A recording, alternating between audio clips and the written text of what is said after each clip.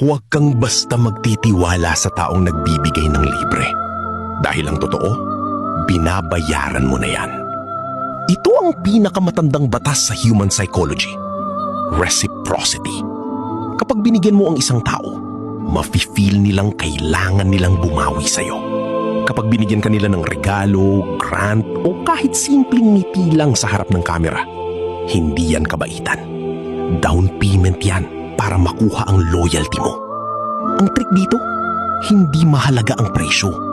Hindi ito tungkol sa kung magkano ang ginastos, kundi sa pagmarka na may ginawa silang pabor sa'yo.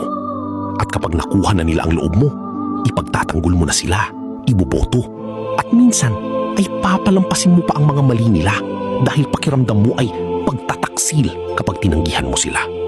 Ang laro ay hindi inidinadaan sa dahas, kundi sa pabor. Ang power ay hindi